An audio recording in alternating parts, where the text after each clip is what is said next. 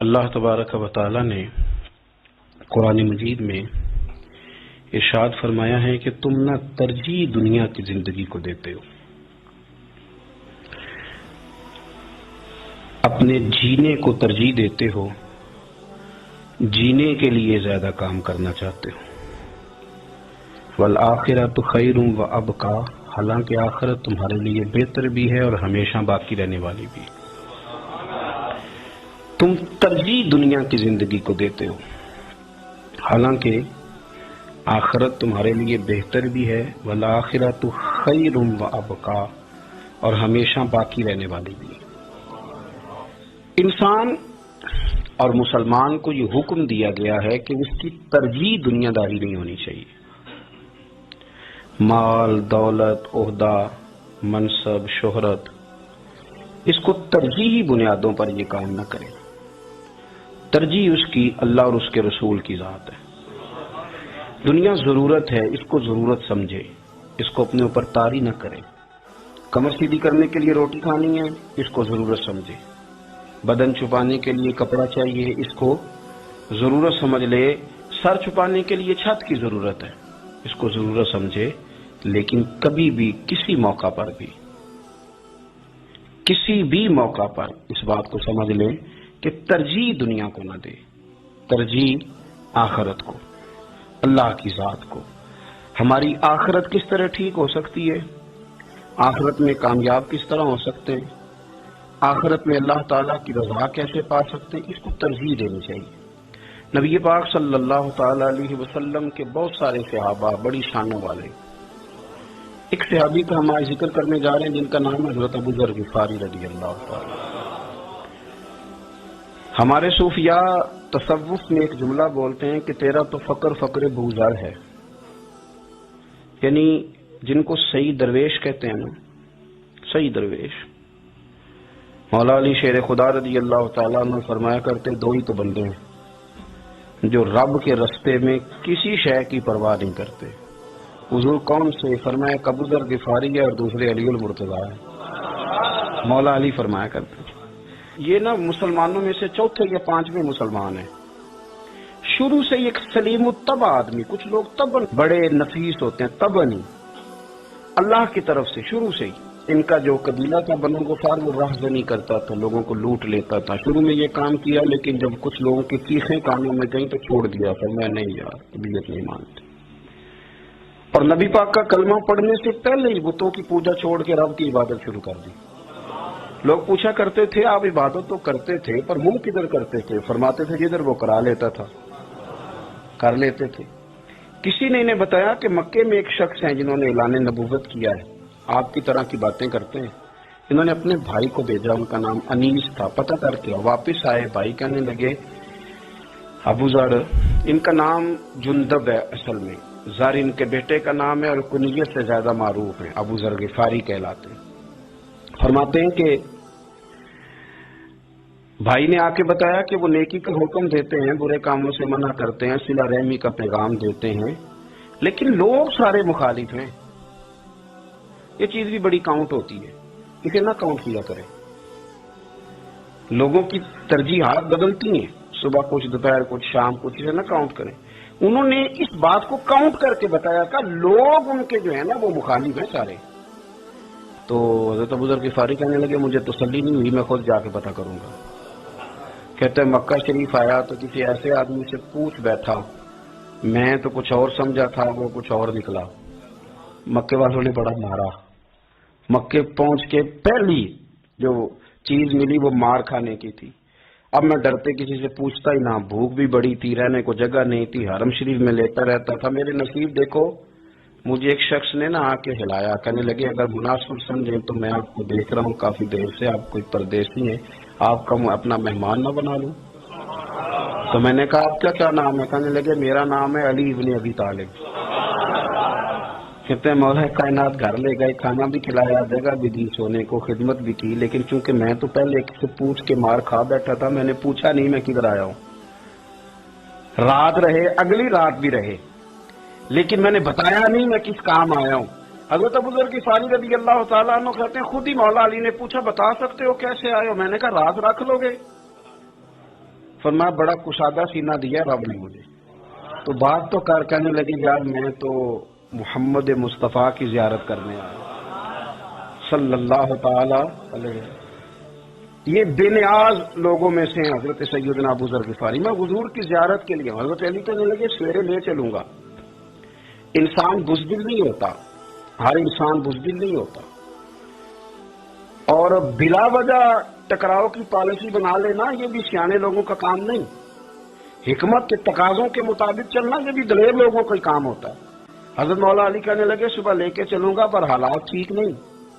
شرارتی لوگ ہر جگہ ہوتے ہیں. اگر کوئی شرارتیوں کا ٹولہ ملا نا جو کھڑا ہوگا جاسوسی کرنے کے لیے کہ حضور کی طرف کون کون جا رہا ہے، تو میں نیچے جھکوں گا جوتے کا تسمہ ٹھیک کرنے کے لیے. لیکن آپ نے نہیں کھڑے ہونا، آپ نے چلتے رہنا ہے تاکہ کسی کو شک نہ ہو.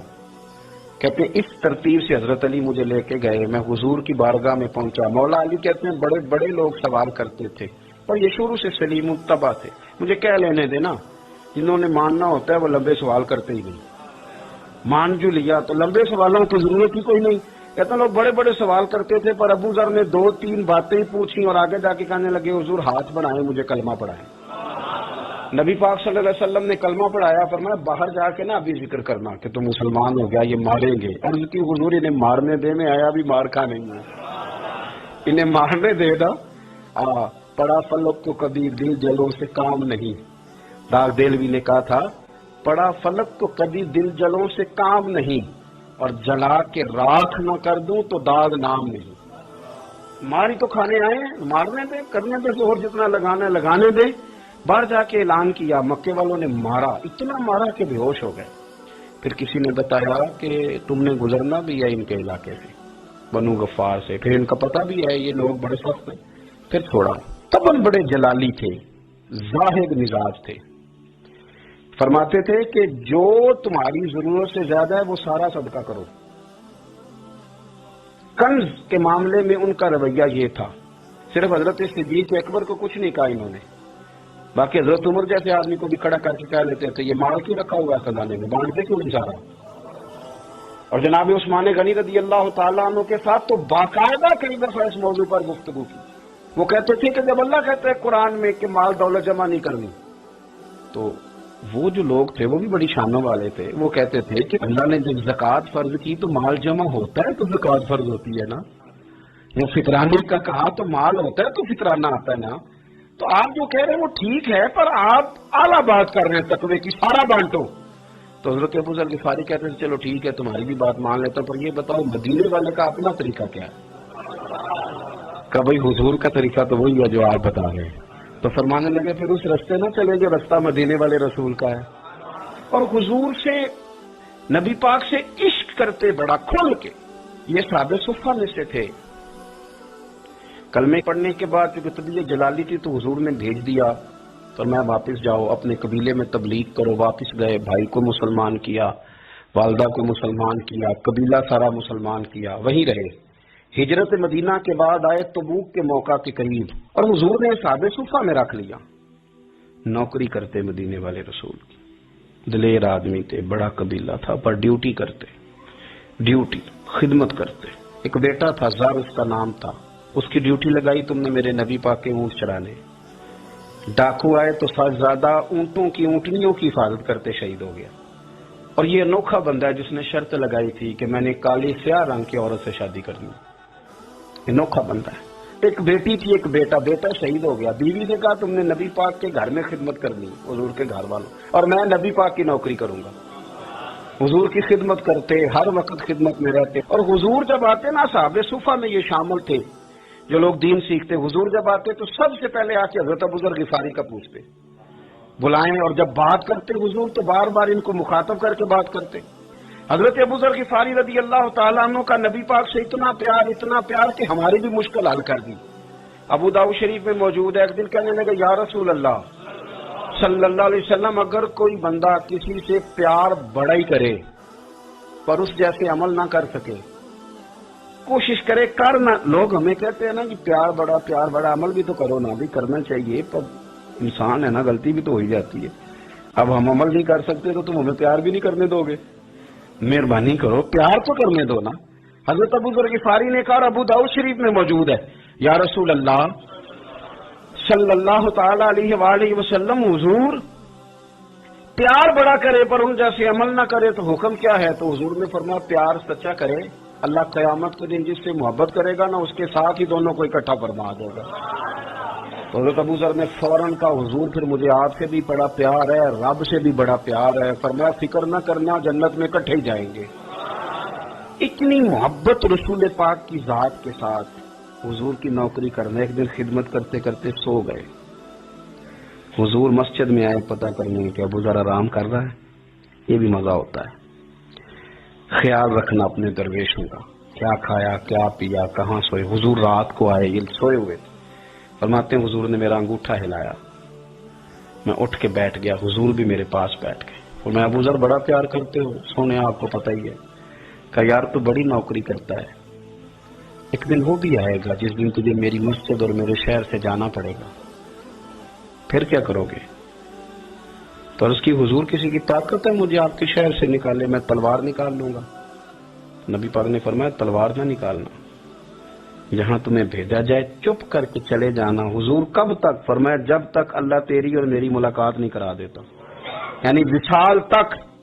یہ واحد شخص ہیں کہ حضور کے وصال ظاہری کا وقت آ گیا تو فرمایا کوئی میرے ابو ذر کو بلاؤ۔ جب یہ آئے تو حضور لیٹے ہوئے تھے، یہ جھکے نبی پاک کی طرف، حضور میں حاضر ہوں، تو حضور نے پکڑ کے سینے کے ساتھ لگایا۔ میرے رسول پاک صلی اللہ علیہ وسلم کی خدمت میں ایک دفعہ عرض کرنے لگے حضور مجھے صوبے کا گورنر بنا دیں۔ تو نبی پاک نے فرمایا ابو ذر میں عہدے پسند نہیں کرتا، تو تمہیں بھی میں کہتا ہوں عہدہ نہ لینا، تمہیں بھی کہتا ہوں عہدہ نہ لینا۔ فرمایا ابو ذر میں جو چیز اپنے لیے پسند کروں گا تمہیں بھی اسی کا مشورہ دوں گا، تم بندے اچھے ہو پر یہ کام تمہارے بس کا نہیں ہے۔ بڑے زاہد آدمی میرے رسول کریم صلی اللہ تعالی علیہ وآلہ وسلم نے ان کے بارے میں فرمایا جس طرح نبیوں میں حضرت عیسیٰ علیہ السلام ہوئے، حضرت عیسیٰ دیکھیں نا، انبیاء میں اللہ تعالیٰ نے ہر قسم کی عظمت نبیوں کو دی۔ جناب سلیمان علیہ السلام کا تو تخت بھی ہوا میں اڑتا تھا، جن تک تابع دار تھے، اور نبیوں میں حضرت عیسیٰ بھی ہیں جن کے پاس گھر بھی کوئی نہیں، شادی بھی کوئی نہیں کی، اینٹ سرانے رکھ کے تکیہ بناتے، ایک ان کے پاس کنگھی تھی اور ایک پیالہ تھا۔ دیکھیں جو بندہ نیک ہو نا وہ بھی نیک ہیں، اللہ کے نبی ہیں۔ آپ اپنا تقوی مسلط نہیں کریں گے، جو وہ کر رہے ہیں وہ بھی مخلص ہو کے کر رہے ہیں۔ حکومتیں جو چلانی ہیں تو وہ کس نے چلانی ہے؟ اگر نیک بندے نہیں آئیں گے تو غلط لوگ آئیں گے، قوموں پہ ظلم کریں، وہ بھی اپنی جگہ ٹھیک ہے، لیکن یہ جو کر رہے ہیں یہ بات بھی اپنی جگہ بالکل ٹھیک ہے۔ ہم پتہ کیا کرتے ہیں، ہم چیزوں کو مسلط کرتے ہیں، ایک دوسرے پر مسلط نہیں کریں چیزوں کو۔ آپ جو کر سکتے ہیں، جو رستہ آپ کو صحیح لگتا ہے اختیار کر لیں، یہی تو ہمارے دین کا حسن ہے کہ سارے رستے واضح کر کے ہمیں دکھاتا ہے۔ حضرت عیسیٰ علیہ السلام نے ایک دن دیکھا کہ ایک بندہ نا انگلیوں کے ساتھ اپنے بال سیدھے کر رہا ہے، تو آپ نے فرمایا یار کنگھی کے بغیر بھی کام چل سکتا ہے، کنگھی بھی خیرات کر دے۔ دیکھا ایک بندہ ہاتھ کا تکیہ بنا کے لیٹا ہے، تو فرمایا اینٹ بھی دے دو کسی کے کام آ جائے۔ ایک دن دیکھا کہ ایک بندہ نا یوں چلو میں پانی پی رہا ہے، فرمایا پیالہ بھی رہنے دو، اس کے بغیر بھی کام چل ہی جاتا ہے۔ جناب عیسیٰ کا یہ زہد تھا۔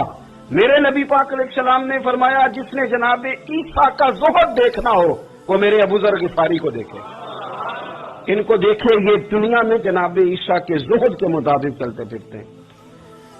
ساری زندگی دولت کو، مال کو پسند نہیں کیا۔ جہاں رہتے تھے ایک گورنر صاحب نے 300 دینار تحفے میں بھیجے، تو ایک ہوتا ہے نا بندہ کہتا نہیں ضرورت نہیں، اور حضور سید عالم صلی اللہ علیہ وسلم نے حضرت عمر سے فرمایا تھا جو خود بخود آ جائے وہ قبول کر لو اللہ کی طرف سے، لیکن ان کا رنگ فقیری والا تھا اور تھوڑا انوکھا تھا۔ 300 دینار آئے تو فرمانے لگے اسے جا کے کہو تمہیں کوئی اور بندہ نہیں ملا دھوکہ دینے کے لیے، میرے گھر ہی مال بھیج دیا ہے۔ فرمانے لگے میرے پاس گدھا ہے سواری کرنے کے لیے، میرے پاس بکریاں ہیں دودھ پینے کے لیے، میرے پاس ایک چادر اضافی ہے سامان میں سے، میں تو ڈرتا ہوں کہ رب کہیں اس چادر کے بارے میں سوال نہ پوچھ لے، اور تم ہو کہ میرے پاس یہ لے کے آئے ہو۔ حضرت عثمان غنی کے پاس جا کے کہا کرتے کتنا لوگوں کے پاس پیسہ آ گیا ہے، ہر بندے کے گھر میں مال ہے، یہ کیا ہو رہا ہے، لوگوں سے کیا خرچ کرے غریبوں پہ۔ عثمان غنی فرمانے لگے تمہیں تو خوش ہونا چاہیے کہ میرے دور میں لوگ خوشحال ہو گئے۔ آپ فرمانے لگے نہیں، وہ والا رنگ زیادہ بہتر ہے جو مدینے والے نے اختیار فرمایا، کیونکہ کچا رنگ للاری والا چڑھدا تے لیندا رہندا عشق इश्क तेरे दा रंग मोहम्मद, जदों चढ़ जाए फिर नहीं लेना। आपकी तबीयत के अंदर दौलत से बेजारी, हजरत अबू दरदा, हजरत अबू मूसा अशरी, हजरत अबू हुरैरा रदी अल्लाह ताला अन्हु, ये समझ ले उनके क्लास फेलो थे, उनके साथ पढ़ा था इन्होंने। हजरत अबू जर गिफारी इन पर भी जलाल करते। आप यकीन करें कि तबीयत ना ऐसे कैश में आ गई इनको पढ़ के। इनको पढ़ा जब कुछ दिनों से तो कुछ अनोखा, ये अनोखी वजह है, सारे जमाने से निराले हैं ये बंदे। कौन सी बस्ती के यार अब रहने वाले हैं, ये किस तरह के लोग हैं, क्या सोच है। हजरत अबू दरदा रज़ी अल्लाह ताला अन्हु के घर के करीब से गुजरे तो हजरत अबू दरदा मकान बना रहे थे। क्या जुमला कहा, तड़प गई रूह। फरमाने लगे अबू दरदा तुझसे मुझे ये उम्मीद नहीं थी यार। फरमाया क्या हुआ। फरमाने लगे अब तेरा मकान बनाने के लिए भी अल्लाह के बंदों की पुश्तों पर ईंटें रखी जाएंगी। तेरा मकान बनाने के लिए रब के बंदों की पुश्तों पर ईंटें तेरे लिए। तो अबू दरदा ने गर्दन झुका ली। फरमाया यार जहां तू है ना तो बिल्कुल ठीक कहता। क्यों। मेरे नबी पाक सल्लल्लाहु अलैहि वसल्लम ने फरमाया इस जमीन के ऊपर और आसमान के नीचे अबू जर गिफारी से सच्चा बंदा कोई नहीं, इनसे ज्यादा सच्चा कोई नहीं। फरमाया तू ठीक कहता यार, सही कहता। हजरत अबू मूसा अशरी रज़ी अल्लाह ताला अन्हु को गवर्नर बना दिया गया इराक का। अब हजरत अबू मूसा अशरी सहाबा में एक बड़े जलील कद्र सहाबी है और उनकी अजमतें, रिफतें, बुलंदियां क्या कहना, बड़ी गहरी दोस्ती थी। लेकिन जब वो गवर्नर बन गए ना तो आपने फरमाया बस भाई अब तूने ओहदा ले लिया है, ये बंदे को ठीक नहीं रहने देती चीजें, अब तू ओहदे में चला गया। बड़ी मुद्दत के बाद मुलाकात हुई हजरत अबू मूसा अशरी के साथ। वो दौड़ के आए हजरत अबू जर गिफारी के गले मिलने, मेरा भाई मेरा भाई। फरमाया पीछे हट जा, मैं नहीं तेरा भाई, तू गवर्नर है, मैं गरीब आदमी हूं, अपना काम कर। फिर दौड़ के आए। फरमाया अबू जर तू मेरा भाई है यार, इकट्ठे पढ़ते थे हुजूर। फरमाया नहीं जा तू नहीं मेरा। फिर आए। जानते थे ना ये सच्चा बंदा है, ये सच्चा बंदा है, ये तकरीरों वाला नहीं, सिर्फ बाजों वाला नहीं, इसके अंदर भी बड़ी सच्चाई है। करीब आए, आके कहा यार तू मेरा भाई है, मेरे सीने लग। फरमाने लगे तो तीसरी बार आया है, मोमिन है, मैं मुंह नहीं मोड़ सकता, पर पहले मुझे बता गवर्नर बनने के बाद तूने मकान कितने बनाए, बाग कितने लगाए, चक्कियां कितनी लगाई, कितने तूने चीजें बनाई हैं, पहले बता। तो अबू मूसा अशरी ने उनका हाथ पकड़ा, रोने लगे। कहने लगे जिस महबूब से तूने तरबियत ली है मैं भी उन्हीं का नौकर हूं, इन कपड़ों में मैं राग गया था, मेरे हाथ भी वही है यार। क्या बात करता है, मेरे वही है। मुझे बता अगर ये ओहदे खिदमत के हम नहीं लेंगे तो फिर क्या जालिमों को देंगे, गैरों को देंगे। ना कर, कुछ नहीं बनाया। हजरत सैयदना अबू मूसा अशरी रज़ी अल्लाह ताला अन्हु रोए और जब कहा ना कोई शय नहीं मेरे पास, तो फरमाया अच्छा चल आजा, फिर सीने लग जा, तू वाकई मेरा भाई है। फिर हजरत अबू जर गिफारी ने मोहब्बत फरमाई। वो दरवेशी, वो फकीरी, वो सादगी, वो नौरानियत, वो दिल के साथ अंदर। हमारे तो बहुत सारे लोग हैं जो कहते हो कहाँ ले जाना है माल, क्या जरूरत है माल की, हर वक्त माल की मुखालफत करते हैं, लेकिन दिल उनका कहता है कि आए सही किसी तरीके से, पहुंचे सही। हुजूर ने फरमाया बाज लोगों की जुबानें शहद से ज्यादा मीठी, दिल भेड़िए से ज्यादा खतरनाक। ऊपर से कह कुछ रहे हैं, अंदर हालात कुछ और हैं। लेकिन हजरत अबू जर गिफारी रज़ी अल्लाह ताला अन्हु दूरी दौलत से, आप फरमाते क्यों है लोगों के पास माल, किस लिए इतना माल जमा किया है, क्या सारी गरीबी खत्म हो गई है, गुर्बत मिट गई है सारी, क्यों लोग माल बनाते हैं। एक और आपकी क्लास फेलो थे जो बसरे के गवर्नर बने, अब्दुल्ला बिन आमिर रज़ी अल्लाह ताला। एक साहब से मुलाकात हुई, जनाब नाफे ताई उनका नाम था। तो अबू जर गिफारी से बड़े शौक से मिलने आए, हुजूर के सहाबी समझ करके। फरमाया कहाँ के रहने वाले हो। कहा मैं तो बसरे का रहने वाला हूँ। फरमाया वहां मेरे एक क्लास फेलो हैं अब्दुल्ला बिन आमिर। कहा वो तो आजकल गवर्नर है। फरमाया मेरा एक पैगाम दे दोगे उसको जाके। कहा हुजूर दे दूंगा। फरमाया उससे जाके कहना तू गवर्नर बन के भी जिंदगी है और मैं पानी का प्याला पीता हूँ, खजूर खाता हूँ, اور رب کی عبادت کرتا ہوں، میں بھی تو زندہ ہی ہوں نا، تو بھی زندہ ہی ہے، اس سے آگے کچھ نہیں ہے۔ اور میں کھجور کھاتا ہوں، پانی کا پیالہ پیتا ہوں، میں بھی تو زندہ ہوں نا۔ اللہ اکبر۔ نافع تائی کہتے ہیں اس پیغام کی سمجھ نہیں آئی، لیکن میں لے کے گیا۔ عبداللہ بن عامر سے میری ملاقات ہوئی تو میں نے کہا جی ایک پیغام دینا ہے، تو انہوں نے کچھ توجہ نہیں کی۔ جب میں نے بتایا نا کہ حضرت ابو ذر غفاری کا پیغام ہے تو ان دونوں آنکھیں کھول دیں، کہنے لگے جلدی بتاؤ انہوں نے کیا کہا ہے۔ فقر اور درویشی کے رستے پہ چلنے والوں کے امام سیدنا ابو ذر غفاری نے کیا کہا ہے؟ تو کہتے ہیں مجھے پاس بٹھا لیا، شفقت فرمائی، کہنے لگے اب بتاؤ انہوں نے کیا کہا ہے۔ تو عرض کرنے لگے انہوں نے کہا ہے کہ تو گورنر ہے، تو بھی زندہ ہے، اور میں کھجور کھاتا ہوں، پانی پیتا ہوں، رب کو یاد کرتا ہوں، میں بھی تو زندہ ہی ہوں نا۔